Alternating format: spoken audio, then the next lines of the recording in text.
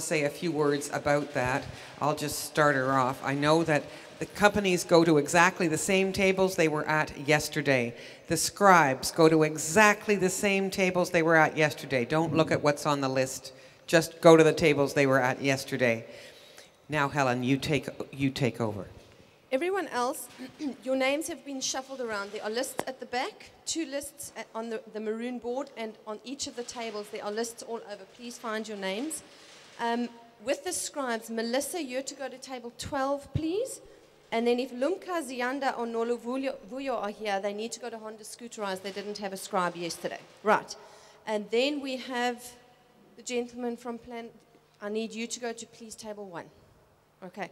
The community members need to come to me because we don't have your names and we need to allocate you all to a different table. So if you can come to me, I'll allocate a table. Otherwise, your names are on the lists. Have fun. So coffee is just catch as catch can. Please organize yourselves into your tables. And thanks, this panel really was terrific. This is Taban Matondo. I come from Beckville. I'm here in this table as your facilitator. Thank you very much to meet you in this morning. I would like to start this side. I would like to start with you. You introduce yourself and tell us what is your business, and so then you hang over the mic. Thank you.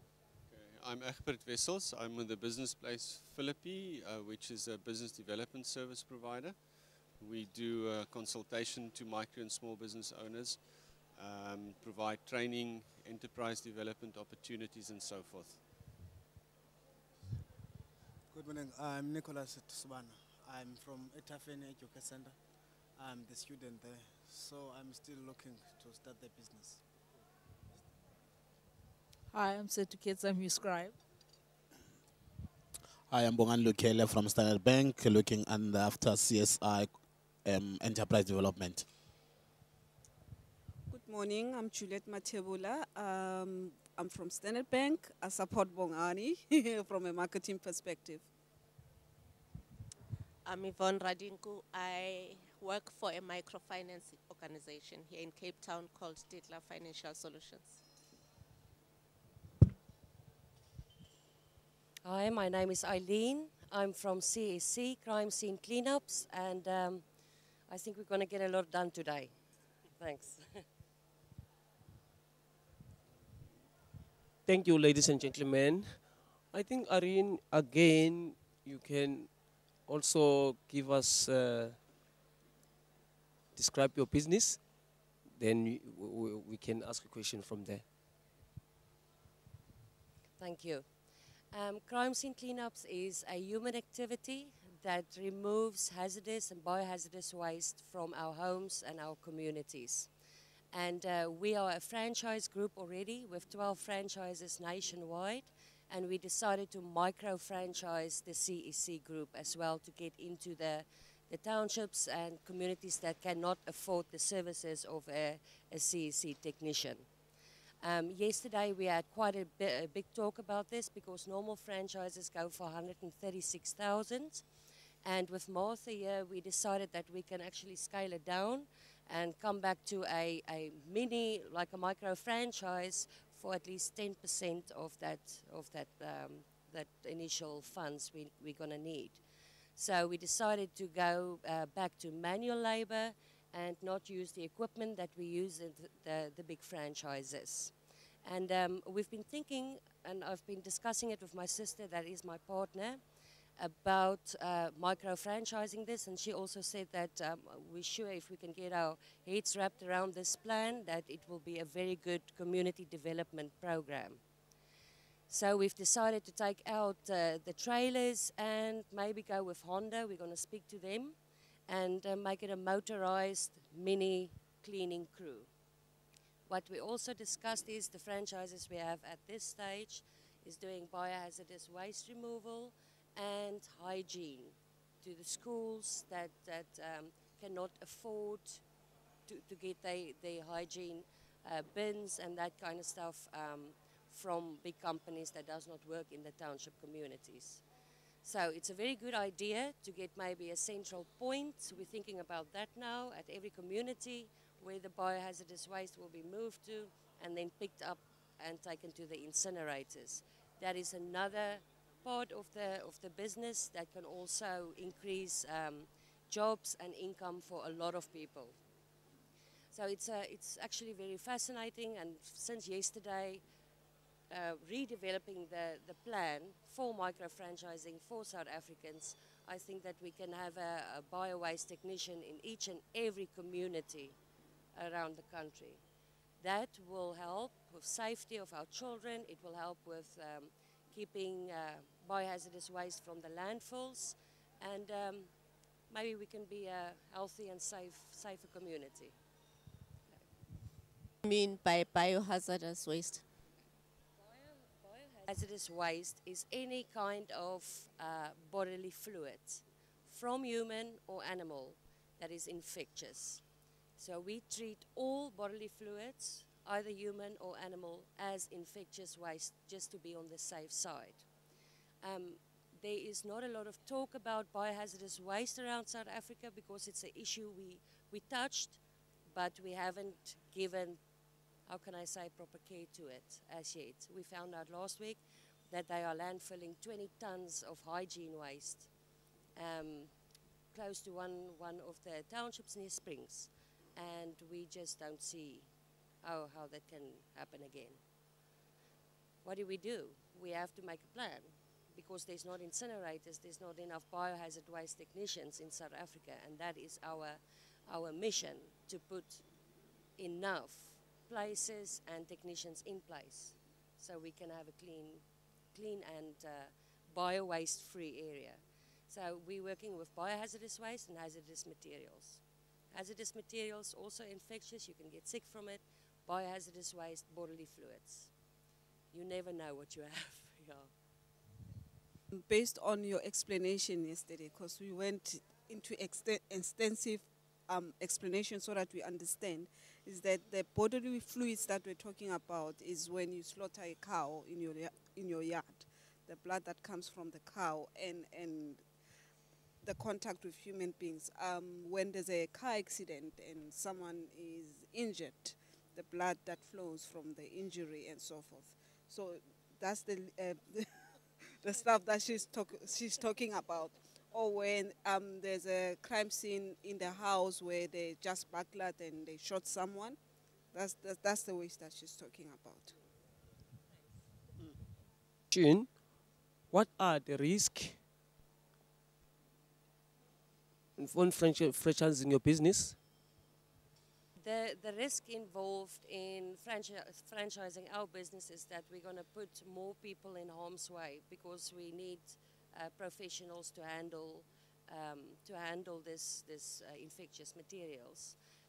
The other risk is that I don't know. We don't really have a failure rate at this stage because we are so little technicians in South Africa that everybody is just all over the place, and that's why we're trying to extend. Yeah, if that answers the question. At this stage, I mean, biohazardous waste and crime scene cleanup to me is not necessarily the same thing. Do you have like two kind of sides to your business, or two businesses that you run side by side? Sorry, yesterday we explained it, and yeah. Let me tell you where this came from.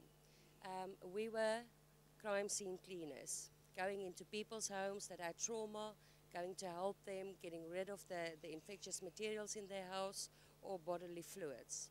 And then we came to the point where we had to get somebody to remove this waste from us. And we found that there are either none or very little. And we had to stay sometimes up to a week with this biohazardous waste, and that's very dangerous. So we saw the gap, and it all just became a snowball effect from there. And then we decided if there's nobody that can help us removing the waste, we're going to remove the waste ourselves. And then when we started removing the waste, we saw that there was one or two people that could actually incinerate it, and that the costs involved in incinerating biohazardous or hazardous materials were very expensive. So the normal household could not afford that. and then we decided to put up an incinerator. So we can remove the waste, transport the waste, and incinerate the waste. And that's how it got to that effect. It's still one franchise, one person doing the whole lot. Okay, just for help. Yeah. Have currently any franchisees? Yes, then we've got 12 franchisees nationwide. We actually got our 13th one last night. So we are happy about him as well in the Northwest Province, where we did not have a technician. So yeah. Thank you very much. The next question is it the best option, franchising? Thank you. Franchising is the best option for us because the business is still a young business in this development stage. And the business is 12 years old, but we've been franchising for 9 months, 8-9 months. And it's the best way that we could get to do job creation with people that really want to do this kind of job, because you cannot really have an employee going into biohazard waste removal or crime scene cleanups, because nobody wants to do that. So we need people that really will have the need to help others. And there is a lot of them out there. They just don't know about this yet. So we're going to create community awareness around this, and hopefully we will get more and more and more people. And is targeting the townships, the low income. How about getting low income people servicing high income communities? Because for me, setting it up in townships, I can't get my mind around it yet. Because first of all, slaughtering a cow for me, it's an ancestral thing, so it's not biohazard, you know, so there are these differences. But if we can get black people trained, having their franchises, and through you, if there is a crime scene in a white area in Cape Town, for them to go in there and clean up, I think the model will be much better. Okay, we did speak about it. In fact, we unpacked it into a couple of pillars. We said there is the ancestral part, there is the hygiene part for schools and children, and teaching them how not to go and play with a dog that just went to the rubbish dump, as an example. And also is in terms of, educating in the hygiene space, educating the community in terms of separating the wastage that they get out of their household, because some it's it's bio waste, like tampons and so forth that we throw in the rubbish bins. And then we also went into a section in terms of the pillar where we said there is a clear need that there should be an education drive for people in the communities to also understand the dangers that they're putting themselves into with regards to bio-waste or bodily fluids and so forth. So that's the other pillar we identify. And the last one was with regards to, what's the other one? I've forgotten. I was thinking about it as I was speaking. It's still in the community. Like you said, how about training the guys in the community to go into, the suburbs to go and service? We also have crime scenes in the community. Yes. So the training is not only about them servicing only the community. It's about the area that is close to them, that is not serviced. So what that means is that it's within the community and the suburb that's close to them that's not currently being serviced from a crime scene cleanup perspective. A checklist that you develop and the type of things that you look for comes with time, and the more sites you do, the better sort of feeling you get. And what would be critical for us as the franchisor is to be very hands-on with the client for the first year or so, the first types of sites, from a residential, or if it's a construction site, or if it's a retail outlet, is to get involved with him. We also need to learn what's ideal to solve that. What's the most cost-effective solution? You don't want to just stick guards for the sake of sticking guards. It might be cheaper to have fewer guards and more cameras, where in some cases you need more guards, less cameras. It just depends on the situation, and also to look at what kind of new technologies are coming out to help with risk management. All the time there's new stuff coming out. So yeah, that is a challenge to systematize it, and this is why I say we're not quite ready to put that into a backpack and to sell it on to somebody. Comprehensive. It's not like one entity which you are responsible at. You're looking at different fields. So in terms of franchising, you can break it up, and then you look at one component like with residential area. How can you make sure that you franchise that as compared to stock theft and other aspect of your business?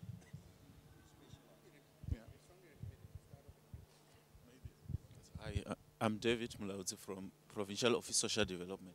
We do have our projects like a basic income project and food security program where we feed people, but we also said that it's not about feeding, but also we must develop people by linking them to job opportunities.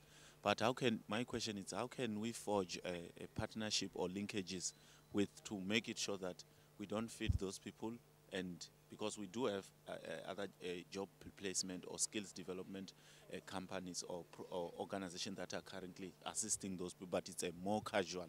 But when I was listening to you, you do have some training that you might be providing. Especially, I'm interested in terms of training that you can capacitate some of our clients. So my question is, how can we forge our linkages with your company in terms of assisting our poor people from the communities? I think what's critical to help people out is, the first thing is to find the right kind of person.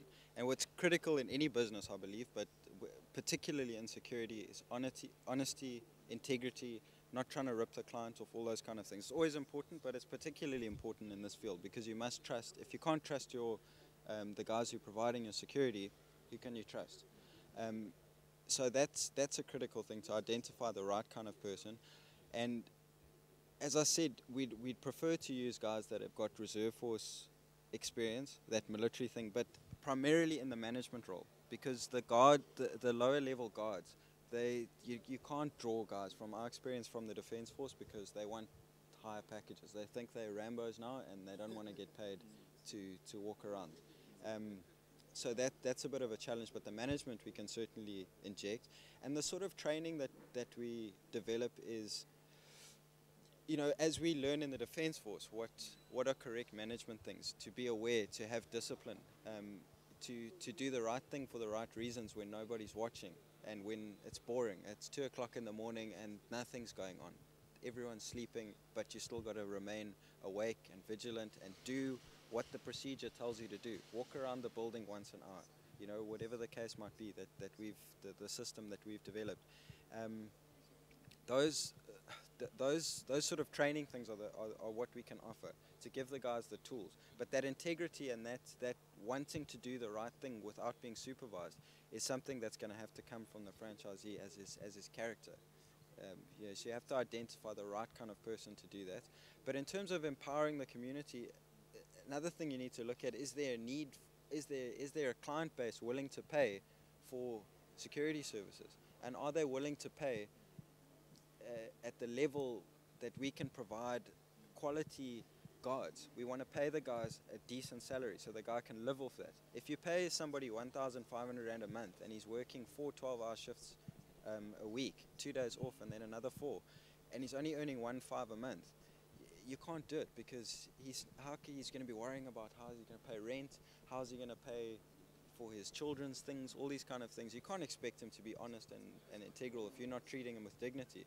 So the client has to pay for that. We must give him the right equipment. You can't stick him out there without a jacket and a jersey and proper boots or whatever the case might be. So we must provide him with the correct equipment, and we must be it must be profitable for us. So that's important. Can you identify a need in the community? Whether it's a spaza shop. Perhaps these Honda dealerships are going to be something that we can ride in on and say, okay, you guys are going to open it up here, budget for security in that.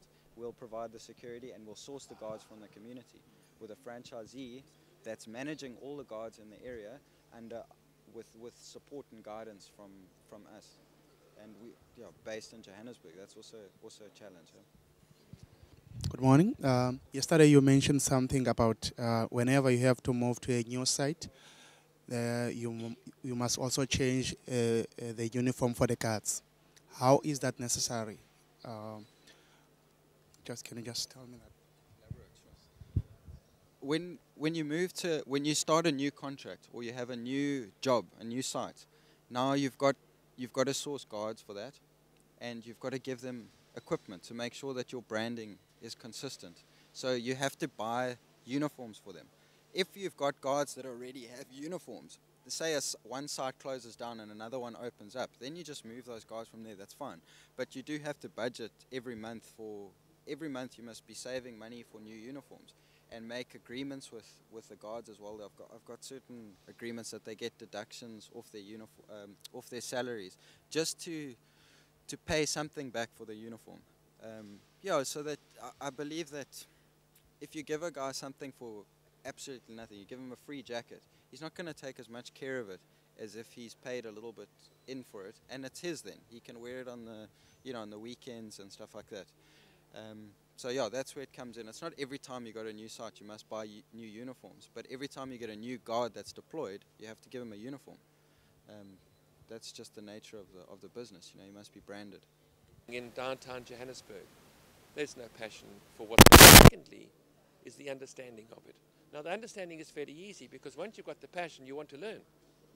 So, selecting franchisees is a very, very important part of this process. And in townships, we need to be guided as to where we can find them from. Where do we find potential franchisees? How can we use a database that might exist around this table here, where community organizations or social development departments can identify people who have got the passion, the enthusiasm to do something like this? It is, I would imagine, because I'm not a franchisee, that if I was an unemployed person who was given the opportunity of running my own business, I would grab that with two hands. It seems to me like you're really approaching what is professionally called some sort of moral hazard. A lot of void moral. Sorry, can you hear me? No. All right, I'm going to speak up really loud now. Mike, no, this won't work. Oh, it'll work for him. Okay. In economics, that's what I study. That's called moral hazard, where you want to avoid it, where you give someone in banking a loan and they might do something completely opposite of what they plan to do. Comes to business, same idea. You give them, for example, a business model, a franchise, and they perform very well on the internet, but when it actually comes to putting rubber to the pavement, don't do anything at all. And that's really, to what I see, you're trying to get around. And perhaps I think maybe we should focus, or at least steer the discussion to how would be the best way to go about finding the right potential franchisees in order to take this business model. And I guess, I don't know, why don't we start with you, because you have experience in banking. Well, if you are answering the question about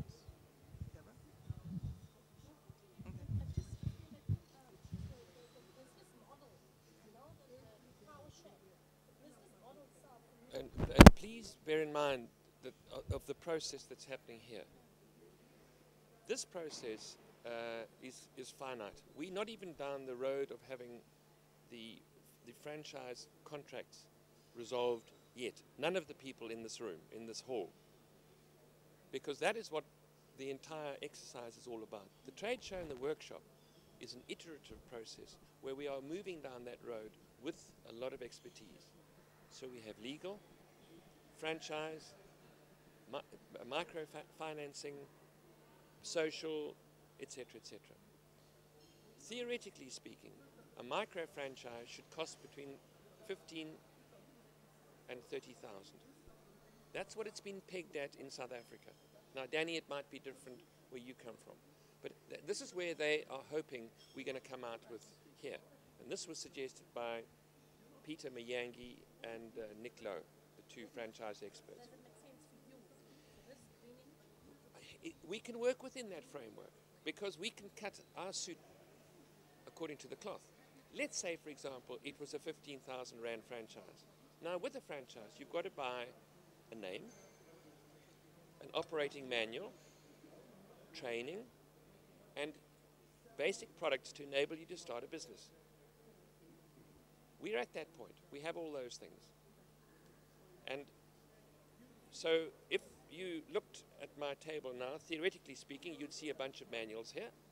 You'd see a brand name, and you would see a whole bunch of products sitting on the side. In exchange for that, via Standard Bank, Rion can start a micro franchise tomorrow. Call Power Saver, he's in business. He's in business to sell. He makes a commission of everything that he sells, which we supply. So what would he sell? He would sell products that all save power in a shack environment, in townships. The whole kit, everything. So when you come past there, you will see the product range that we have, or some of the product range that we have. And I think it'll become a lot clearer then. So, coming back to some of the challenges that we face, we believe that the model is good, we believe that the products are good, and one of the issues that we have to deal with is to source franchisees. And that's where we were discussing, where you said, hang on a second. I hope I've answered the questions that we can move on to the next one. Yes, no, I'm sort of holding it. No, it's fine. So now it's 15 to 30,000 outlay. Mm. How would the franchisee? On the model, we have got no examples of a single trading operation under Power Saver yet, because we haven't got the manual. We've got franchising works on a business model. It requires a whole lot of documentation that explains how the business works. We are still working towards that result. So we don't have that yet. So I cannot answer you. But theoretically speaking, a business bought for 15,000 Rand, if that's going to be the amount of money, I cannot see why that franchise should, or micro franchise, should not have a turnover in an area that's been pre-selected of 30,000 per month or 360,000 per year. Why not? May I interject? Okay. Just I guess the two of you can continue on a discussion, but it's kind of senseless to have 10 people around a table and have 2 people talking. So I'd like to return, unless you guys would like to continue talking about this, to the concept of what it would take to identify the ideal franchisee. Like, how will be the process, the stream, and maybe you can talk about your experiences, anything similar in that process. Okay, in my experience, the very task of finding a person that you can develop into an entrepreneur in South Africa is what I do in Standard Bank. So what we do is, in the work part of the work that I do, is to go and find the people. And we've only now come to understand over a period of 6 years what it is that it takes to even get a person who can stay the cause. We've got work that is going on 240 entrepreneurs across South Africa. So finding them, we started using the systems that are available in South Africa, for example. So SEDA, for example, which is the Small Entrepreneur Development Agency, which is attached to DTI. Unfortunately, at the time, SEDA, even though it had a national network, it was not quite efficient in terms of sourcing. So what we did is that we just did roadshows. We did roadshows. We went from community to community, convened the community, and told them that we were looking for people who needed to be on a program to commit for 3 years. We put in millions. Please don't ask me to tell you how much money, but we put in millions just to source the people.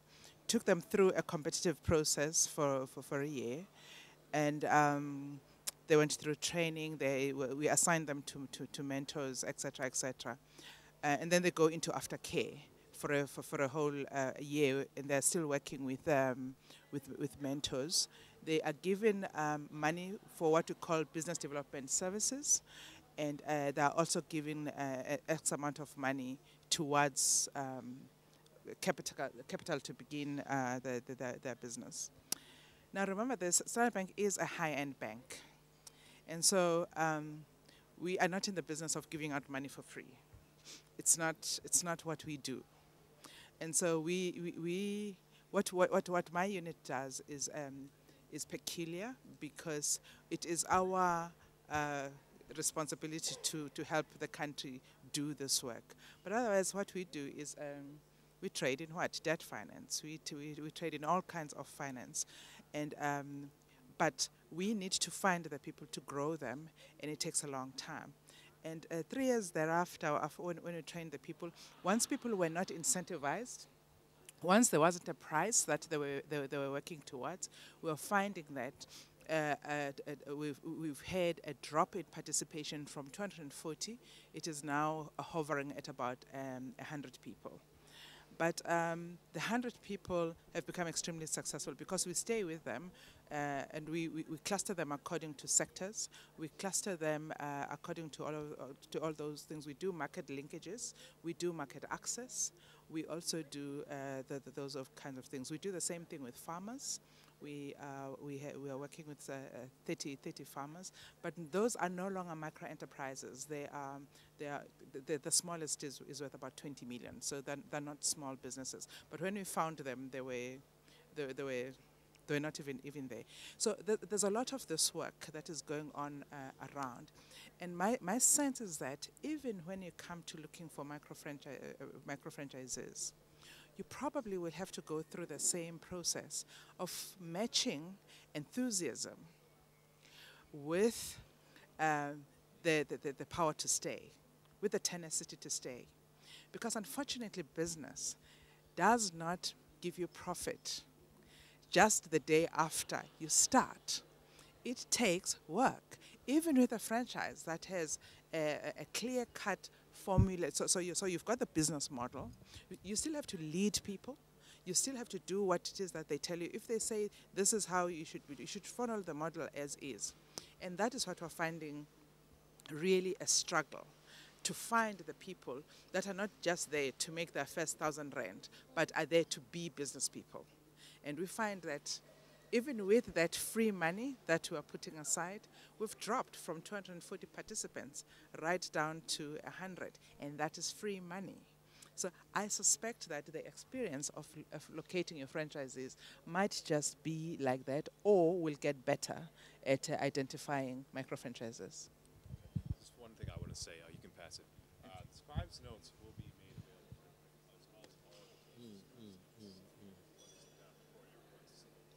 I find what you said very, very interesting because it raises the risk that I talked about. It is the issue. That's the key thing to us. And we've been told time and again that with the right person, franchising can fly. With the wrong person, you put the whole thing in jeopardy. And it's to try and find those nuggets. And if we can use partly your network or partly your network to identify the hot prospects, that would be a huge asset to us. And even in other countries, in other communities, always, where's the real energy they want to make this thing work? Peter Mayangi's, he had the first McDonald's franchise in Belleville, where he helped him set it up. And those guys used to leave at 1 o'clock in the morning. They were back there at 4 o'clock in the morning. Now, franchising's easy, boy. So and Peter tells you, he says, listen, guys, don't come here. You're not running a library. You're not working in a bank that opens at 9 and closes at 4. Not the head office. But he just makes the point. This is blood, sweat, and tears. It's your business. What you put into it, you get out of it. And always remember, one of the biggest issues facing us is that the success of our micro franchisees dictate our own success. So that selection is vital. Can I make just one suggestion? And just before I hand over the mic, I suspect yesterday I was sitting on the table with the VP, and I'm going to make the same suggestion. in your kind of business, of the content of your business is around green energy, okay, and finding solutions. In a country where you've got to do a lot of paradigm shifting around energy to start off with. But look at the efforts of government to electrify. First of all, you're talking about shacks. We're working in several communities where the communities have organized themselves so that they can arrange themselves in lists, so that when government or a Standard Bank or another corporate builds 10 houses, there is a nice orderly list and people can go over there. And what I've found across the country is that people have organized themselves into very, very powerful community organizations. And I suspect that with your kind of work, where you're trying to change the way that people use electricity in their households, your best bet is to hook yourself up with those groupings. The kind of people that you find there, they know that community from back to back. They know it thoroughly. They stay with the community. They have the credibility in the community. They've found the stature to say, once you move from your shack to this house, you're not building another shack behind the house. And they've got the authority to do it. It is absolutely impressive what is going on. So I suspect that for the person who owns the franchise, you will work beyond just, I've got a franchise, I need to find the right people, but rather to actually work the ground and make and get your fingers dirty with that kind of work. I think that will be it's a powerful way of finding partners in the community that will help you find the right people.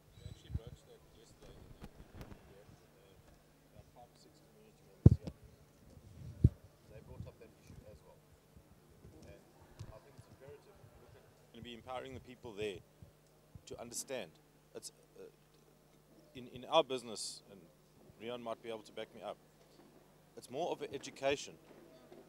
So once you educate the people, and you take the thinking away. Now, let's look at a normal household. If you get home tonight, and your lights are off, and you got no hot water, what's the first thing you do? You use every word under the sun, and you scream at Eskom. No, it's cut off. You understand what I'm saying?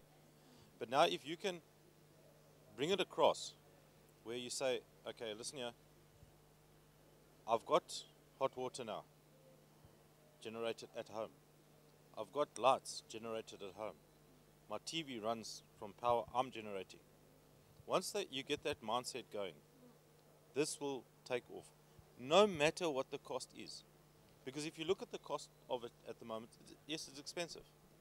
But if you equate that cost over a period of time, compared to what power you're paying, with the increases that are coming in, it's a no-brainer.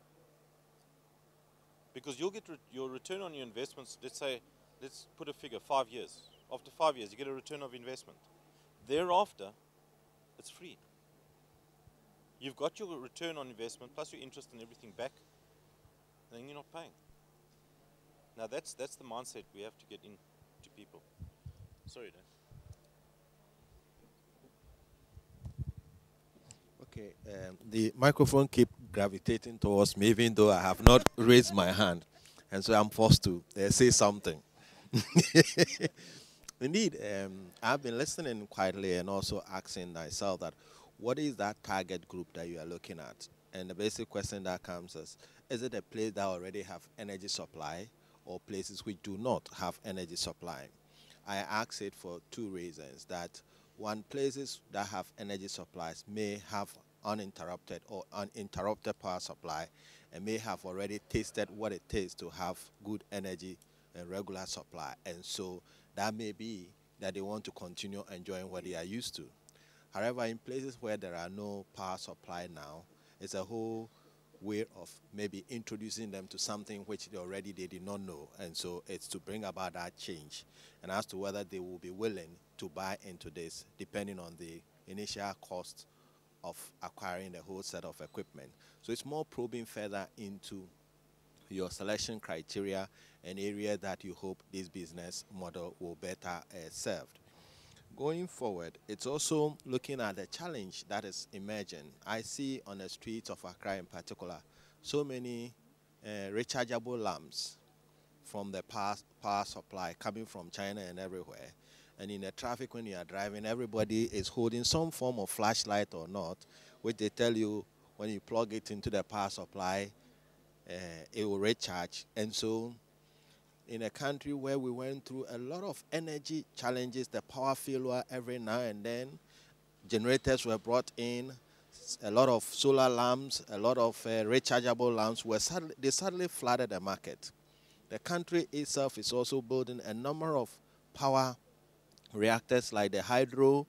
We just discovered oil and the thermal plants are flying and all that. So if I sit quietly and I look at the country, for example, I see it also moving towards producing enough energy, electricity, to be able to meet the country's demand now.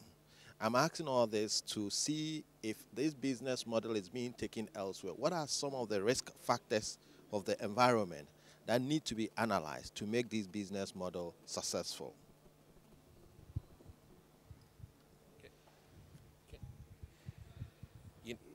Penny, one of the biggest issues in South Africa, and I'm not going to talk about anything north of the country, is that we have got enough power. That is not the issue at the moment. 2 years ago, it wasn't the case. They were cutting our power off all the time.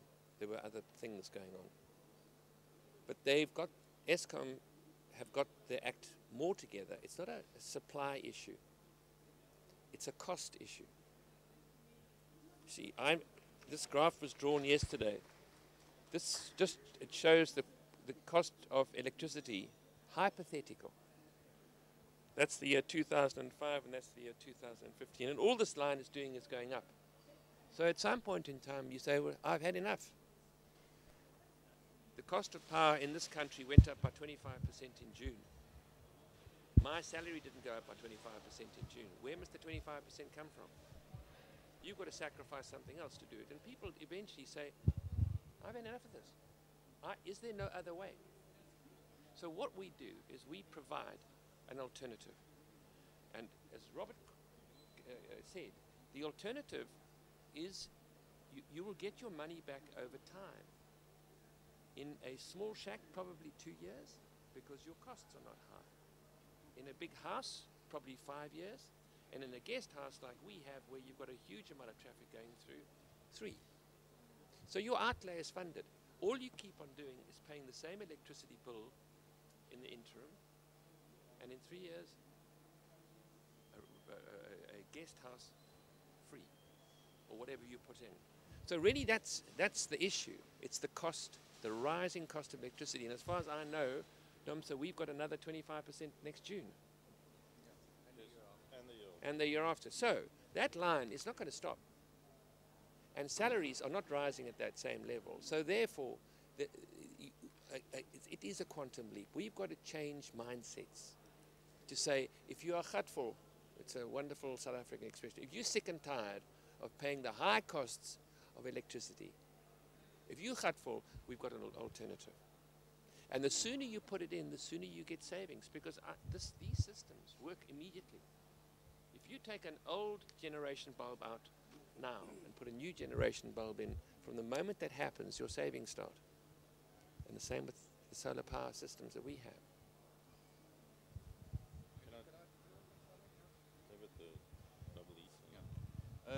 Let me tell you where PowerSaver came from, and this might give you a bit of an idea of where we are today.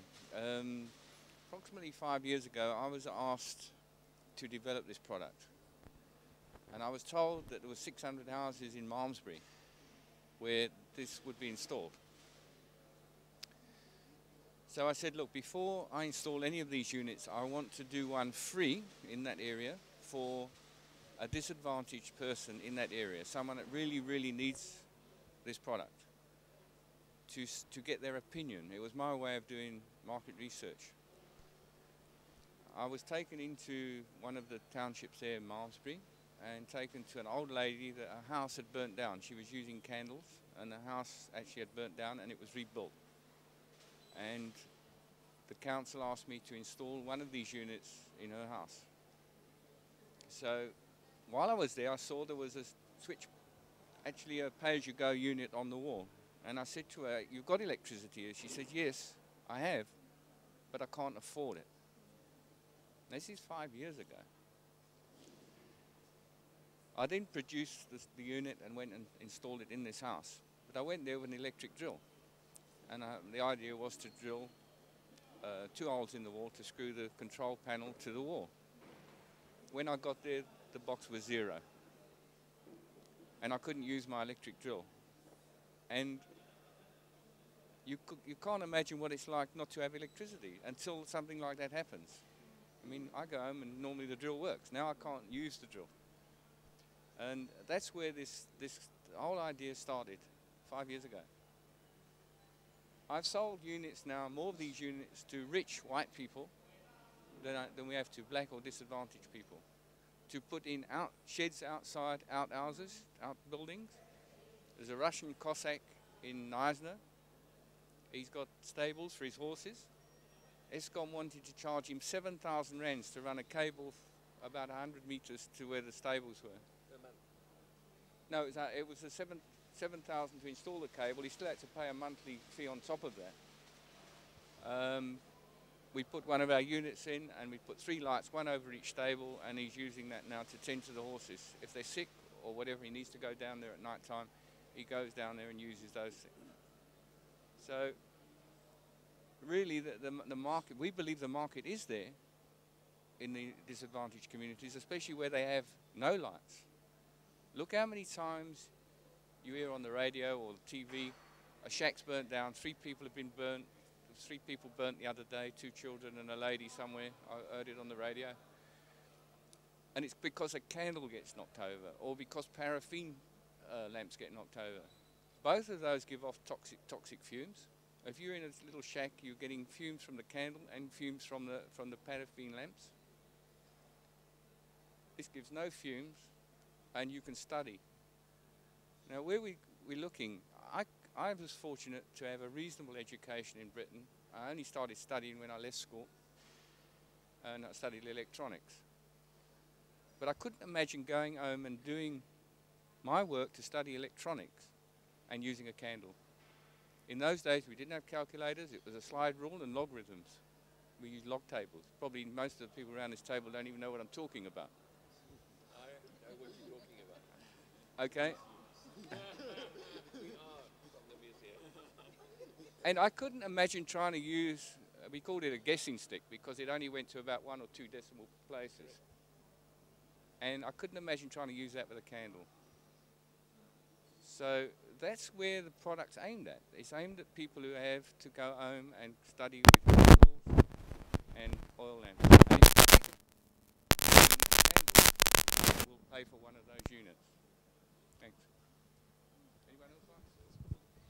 Rion, what about you, Rion? You're not saying much. One thing I think in rural areas, because I'm really hands-on, I stay in rural areas plenty of time. For instance, where I'm working in Venda, they're on top of Malamulele, Giyani area. It's much different, that rural area, as the people in Cape Town. There's this decision for me, there's different rural areas and different areas. Like, you take your rural areas here, you see there's one electric pole with thousands of wires going down. Other areas, there is really no electricity. There's electricity lines going down past it, but I can't afford to connect to that. And where I came to with my whole product is, the guy was with a bicycle, other one was having a wheelbarrow. I was sitting and enjoying there with all their cell phones in this wheelbarrow. Walking 15 kilometers to Malamulela to charge his cell phone. This people's cell phone. And I paid him 7 rand to charge. This is a small business he's running. That is why I got in the opportunities in cell phone technology. Charging is the opportunity that the people, a community, has got this need to run their own business. They are already running a small, medium business there by charging cell phones. Then I came with this idea, here's a mobile one. Now you don't have to walk 15 kilometers, you can charge them there. But this promoted lady empowerment. Because the ladies are staying there in the shacks, the men are in cities, and she must look after the children. Now she's generating an income. And more important, and I put a couple of them already there, now that people are earning their income. And there's so many people in this really rural areas that this bring it really a need of, if you go to statistics, 85% of people in rural areas have cell phones. They can operate a cell phone, but they can't charge that cell phone. Like for Mpumalanga is 85, Northwest 78, Free State 76, Western Cape 34% using cell phones in rural areas. Only 34%. The agent sales. In a franchise environment, I don't know if this, I don't suppose it's cast in stone, but I certainly would not like to get into financial policing of books so that I could, cover some sort of royalty base. But so if I could somehow keep the existing revenue model. I mean, it seems more robust in a way because you don't have to do all that policing. Big risks. Yeah. Any level of franchise. Yeah. You got to have try and instill some kind of control systems. Maybe you don't have to have direct transparency into their financial statements, but you got to have some way to monitor and watch, and that's a significant expenditure to build that system. So that's why if I could avoid that, I would be happier. But right now your agents and your gold distributors, they're not branded Mr. Power, right? Some choose to be. Some some choose to be. They'll register a company like Mr. Power Cape or Mr. Power Mpumalanga. And we've got no objection to that. In fact, branding is not an issue. Not an issue. In fact, with the gold distribution license, we actually offer web domains. We give them email addresses. So it would be Melissa. What's the marketing package that you currently provide?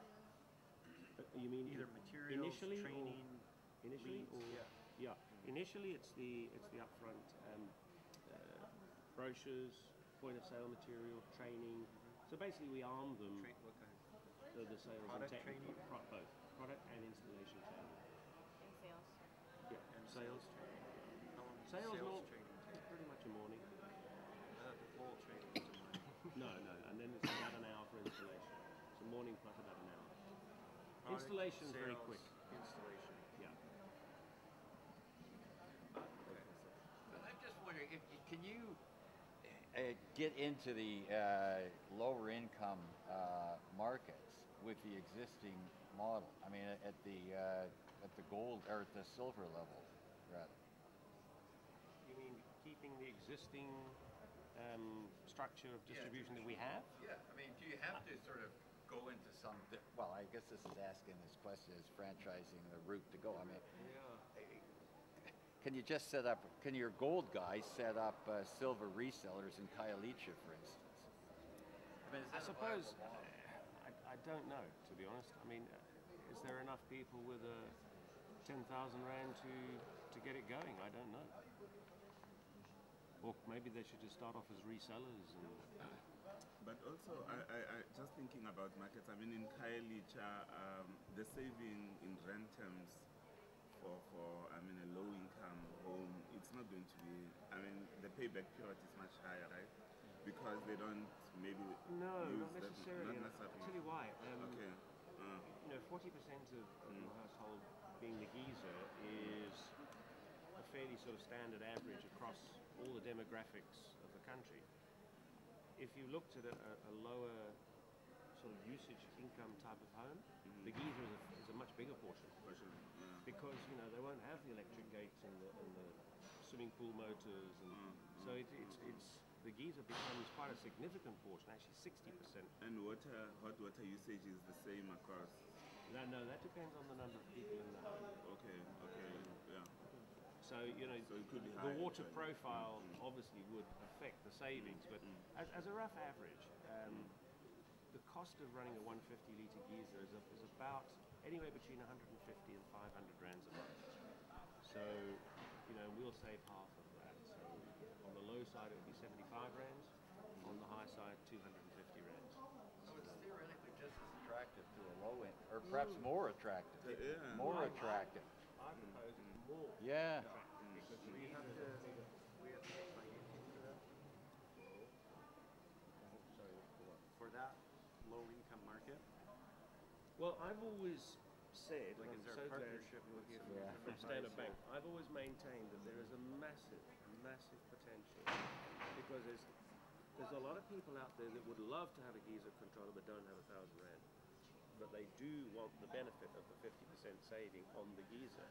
Now, if you could structure a finance package where the monthly cost to the client is equal or less than the savings, why wouldn't they do it? Yeah. They would do it. How could you ensure that they were taking that money and giving it to you? Straight to the bank. Right, just one interesting thing, back to the question whether this could be franchisable or not. What is the extent of autonomy that you're currently giving to the distributors? I mean, do you see yourselves getting more involved in how the whole distribution outlet is actually operated? Because franchising is around systems, processes. It's about manuals. It's about a whole degree of customization, standardization, not customization. And so just from your side, do you see that deep level of intensity in terms of your involvement? I think it's coming. I think it is coming. As already sort of indicated by the fact that we're going to be opening branches, that will naturally entail a deeper level of Mr. Power agent interaction and two-way dialogue. But yes, it's going to get more and more structured. It has to. I have a follow-up. Was opened, and the customers poured in, and I remember I was dizzy. That's all I remember about that moment. I remember people coming in, and the plates and the grills were working, and so on. We tested all these things. Do you know that for 18 months after that, I never slept more than 3 hours a day? How many hours do you sleep a day? More than that. More than that, I do understand. You are an honest man. Huh? Thank you, Mr. Matluku. But let me tell you, when you have your own business, suddenly you will find it's impossible to sleep. I ask you the question, when your machine breaks, who must go and check it? You must go and check it. No one else. You know, I used to close the business at 8 o'clock at night and then spend between 8 and 3 o'clock in the morning checking, going through a sales analysis, going through stock, going through the equipment, make sure it's working for the following day when we open, going through the cleanliness of the environment so that by 6 o'clock in the morning, the first one of my employees would arrive and I would say to them, thank you very much, here are the keys, and I get into my car and literally crawl home to sleep for 1 hour. 1 hour. Get up, have a shower. You don't want to stink to your customers. And get back. And my employees would say, but Mr. Moyanga, when did you rest? So, well, I had my 1 hour rest. That's it. Okay? That's commitment. That's the bacon. You got to commit the bacon on the table. If you only, if you only want to contribute, you're not in business. Contribution is when you're saying, man, I've got 10 rand in my pocket. The business requires 12 rand. Can somebody lend me 5 rand, please? Or 6 rand? Yet you got 10 rand in your pocket. When you go into business, you commit everything. In other words, you actually cut your throat. You don't take half measures. Pardon? Absolutely. You got to slaughter yourself, and you got to be happy about that. I like the slaughtering yourself because, in fact, I was listening yesterday. Talking, I think one of the business person who I think those who were here yesterday, who was complaining about the DTI doesn't give me this, the DTI doesn't give me this. And I approached this person. I spoke to him, and I said, what is it that you want the DTI to provide you? He said, to give me money. I said, how much you need? He said, I need to buy a franchise, what do you call it, these shops like that has equipment or something. What do you call it? Like the warehouses, like warehouses. Like banks and where they hire machinery. So he said he needs 6 million. I said to him, how much do we have? He said, I don't have a cent. I need 6 million. And I'm saying this because everybody that I've been talking to, people who say, even those that are coming into my office, says, I want a business. They will say, I want the DTI to finance me 100%. Now you don't have commitment if you say you want to be financed 100%. He just wants to contribute some of his time. Exactly. And that's why you go to businesses and DTI's funded them and they're And then they failing. fail. Because they fund whatever they need. Absolutely. Because there's no commitment. Makes me so angry. Now you understand the Makes me concept. much angrier. Much angrier. In fact, that guy yesterday said, I'm not going to talk to this person anymore because he's not committed. Yes. If he wants it, he must put total commitment to it. You know, someone comes along and says, I want to go into business. You say, how much money have you got? Well, I got nothing. Do you own a house? Yes, I do have a house. Would you put your house on the line to get the business? No, my house, not my house. So, what do you want? What is it that you want? Go ahead. Mr. Muhanga. For anyone to apply for a franchisee, any kind of franchisee, either macro or micro, do you need to be a diplomatic qualified, or do you supposedly have to in the same level, like same business as who would apply for the franchisee? The answer is no. No. All you need to do is you need to be an entrepreneur. Now, what's an entrepreneur? It's a driven person. But an entrepreneur is not something that you can learn. Yeah. You know, there are these places you can go and get your diploma in entrepreneurship. So when you have already got the franchise, how are you going to do administration? Are you going to employ the managers or they will teach you? The beauty of a franchise is that the franchisor provides you with the systems to run the business. Those systems include administration, people management, products procurement, how to handle the product, how to deliver the product to the customer. Remember what I said earlier on, a good franchise is a system for service excellence delivery. Okay? It's a system that enables you to deliver excellent service to your customer.